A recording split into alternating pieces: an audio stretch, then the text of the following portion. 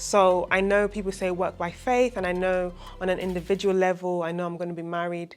But if we're looking at it statistically and practically, some women, if every Christian woman wants a Christian man, I don't believe there's enough to go around, unless somehow there needs to be an open door, and I've spoken about this with friends. Some said internationally, some have said, some unbelievers will become believers. And I personally, the revelation I've received is to pray, for men, either the men that are in church, to pray for them that God will get them to the level that they're able to handle or to be husbands, or pray that unbelievers will be evangelized into the church. But the fact of the matter is that the numbers and the statistics are not adding up. That's just a fact. I know people that are marrying unbelievers now because they're getting older, and at the time I was advising them, no, you must not marry an unbeliever, but they're happy and now they have kids. I know believers that waited, and they've had, because of how long they waited, they don't have children.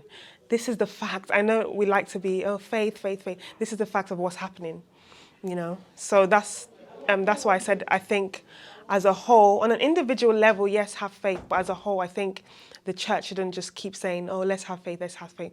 Let's practically prepare as an individual, or let's practically work on each other collectively. Church leaders should practically think, how do I prepare men for marriage? How do I prepare women for marriage? Encourage marriage, or even evangelize. So I think we should do something about it, basically. Aside from the stats, I think a reason why many of us are not married is we're not necessarily prepared. Okay, so sometimes, even if as a woman you're ready, sometimes your husband might not be ready. So I think, and then when you hear of what people are going through within marriage, you find that some people are really unhappy because they didn't prepare, they didn't heal.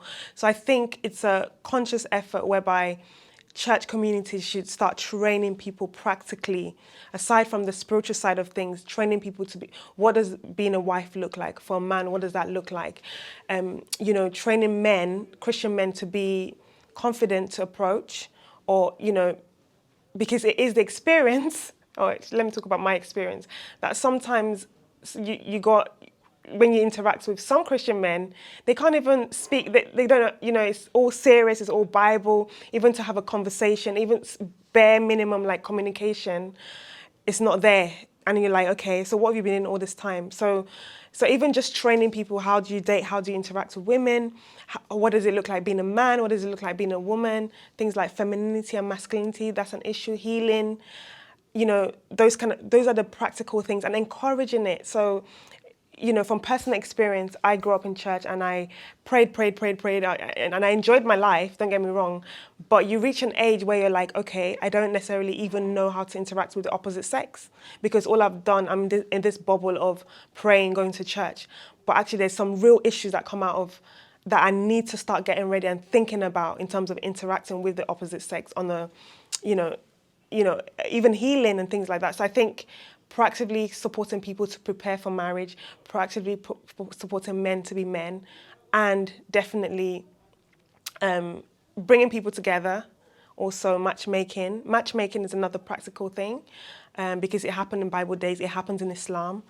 Supporting people to get married, that's what I think. When I made this statement about purpose, what do I look for in a man, and a man that aligns with purpose? Someone came up to me and said, it was misunderstood in terms of, should a man be aligning to my purpose, or should I be aligning to his purpose? So I want to clarify that.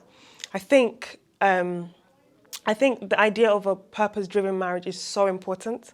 So in terms of a marriage that fulfills, so for example, I don't know, a man could be someone that wants to travel the world, or he's been called to Nigeria. And I know I've not been called to Nigeria, I've been called to work in the UK. And I've seen people where they get married and then they're fighting over real issues where one of the couple is now abroad, or because one of them wanted to travel around the world and the marriage doesn't work.